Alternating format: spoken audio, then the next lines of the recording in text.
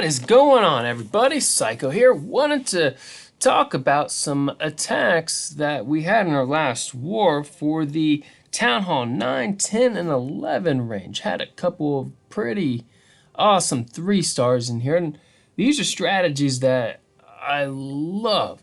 Use them myself, and I think that if you are in this range, these are great ones for you. Town Hall 9 versus a Town Hall 9 here. One of my favorite Town Hall 9 attacks was the Bow Witch, which you see Aldebaran is doing here. Leads off with those giants in there to tank, and then when he has those defenses distracted, sends in the boulders on the side to clean up, to start funneling, and then he pounds that center with that wall wrecker, followed by the witches and the boulders to bring it up. And he'll take out that one lone expo that was out there. He's going to come on in, has the CC coming out, and he has all these witches to take care of those aerial CCs. Meanwhile, all these skeletons are going to distract the defenses as they get in there. That wall wrecker is getting a ton of value, gets all the way to the town hall, somehow going right past that collector. I'm not sure how it did it, but it works. So he's at the town hall now, throws in a jump spell, gets the giants into that compartment down there, and they will start to take out all those defenses. The mortar's gonna start trying to go past him, but doesn't get done in time because those are some max level giants he has pounding on it. And Town Hall 9 just does not do well against max level giants. Look at the number of skeletons he has left over. Fantastic attack, good choice at that Town Hall level. Recommend the Bow Witch to anybody else trying to figure out a good 3-star strategy for a Town Hall 9. So he gets the 3-star and puts the points up on the board for us. Always appreciate a good 3-star. All right, the next attack, Tara the Terrible, or Tara, or however she wants to pronounce it. 10v10 here, and she is going with a Witch Slap. Now, comes in, immediately throws in the healers to cover those witches, and funnels off both sides. Once those buildings are down there, she'll go ahead and throw in the rest of the witches, followed by the wall wrecker. The wall wrecker is going to create exactly what is needed here. And keep in mind, if you look, that was a single target inferno. And what do we know about witches and single target infernos? They love them. They will overwhelm them and destroy them like they are nothing. And the single target inferno just sits there and takes out all those skellies while the witches keep chucking more at them. Nothing they can do about it. But gets that poison in there, takes out the CC troops, is in the center of the base now, and has bowlers that have got popped out of that CC. And I love this part of the attack because while everything else is distracted by those witches, the bowlers just sit there and nail everything from the center, clearing out all that high damage stuff. Expos are gone. The Inferno was taken out early. King is over there getting a lot of value, and nothing is still targeting those boulders. Now, if you look down here, those witches are getting mighty close to that wizard tower, and that is one of the dangers you have to try to avoid. And there would be a good time to throw in a freeze spell.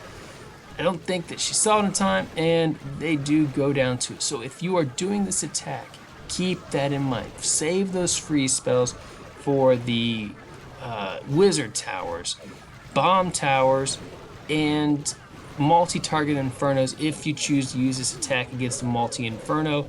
I don't recommend it, but just in case you get the nerve to try it, save those freezes for that. But witches love freeze spells because it gives them time to get more troops in there, which distract the defenses. So great attack. Didn't even need to pop the queen's ability. Not even a swag for us. All right, Connor Kenobi here. He decided to go ahead and attack a Town Hall 10, and you can see that he's just fresh into the Town Hall 11 section. I went ahead and decided to go ahead and show this anyways, despite the fact that it's an 11 versus 10, because that Grand Warden is only a level 1, and his electric dragons, which he's using here, are also level 1. Not exactly high caliber Town Hall 11 troops yet, so I felt that it was a pretty even matchup. So he creates the funnel, like we always talk about, a very important thing here. By just using 2 of the electric dragons, he sends the rest of them in. Typically, I would recommend spreading those dragons out a little bit more, but if you look, those infernos are right next to each other, and so if he only has 2 or 3 electric dragons going in that center, one of them's not going to get it done. He needs to have more, and so he sends them all through that center in order to take out those infernos, because if you look, he doesn't have very many of those level 1 dragons left. Now he brings in the big guns. He brings in Stone Slammer and his heroes. There's usually some debate, hey, do you send the heroes in early to pick off stuff and help the dragons out, or do you send them in late as cleanup? In this case, I think Connor made a fantastic choice because that Stone Slammer is going to come through. He's going to open up these walls so the king and the queen can't easily get to anything the Stone Slammer kind of skips over. But I don't think it's going to be a problem here because he's done such a great job with the electric dragons at the beginning. The Stone Slammer has an obvious path to take. He has a grounded X-bow and a cannon down here in the corner. So those electric dragons would easily take that out if the queen doesn't take care of it first. The Stone Slammer, nothing but ground left. He has that one Tesla up there, but it is not going to be enough to withstand it. So, perfectly executed attack. Let's go ahead and speed this up. I'm surprised I didn't do 2 times at the beginning because I always like to watch dragon attacks at 2 times speed. So, boom, 3 stars, great job. Let's see here. Next attack that we wanted to look at was done by MeanGreen on number 17, a Town Hall 11 versus a Town Hall 11. And he also is going to go ahead and go with an electric dragon attack, this time with loons to support those dragons. I love this combination. If you're going to do an electric dragon attack, I love this. And look at the value he's getting out of those strikes. Look at the distance. 2 dragons took out that entire top row there. He's going to send all of them right down the center here, supported by those loons. Throws in a Grand Warden right behind him, gets them raged up, and they're just about in that center where all that heavy damage can start getting to him. But this guy's actually got kind of an island base going on. So he's got all of his infernos along the edges, so he's going to need to save those rages. You see, or not rages, but the freeze spells and the rages. So he'll need to save those too. You don't want to use those too soon because if you do, you won't have anything when it comes time for the infernos. So he uses another rage in here in the center. He's going to keep 2 for now. He's keeping 4 freeze spells. Sends in that Stone Slammer at the top, and it gets 2 for 1 bonus there. Freezes that up, and when he gets there, boom, done. And he will end up losing the Stone Slammer up there, but boom, out comes the loons. So he's not quite done with the loons yet. He's only got 1 major defense left that would be a scary target for those loons, and that is that wizard tower. Loons do not like the wizard towers or the multi-target infernos. They do love single target ones because it takes a long time to recharge to be able to get strong enough to kill a loon.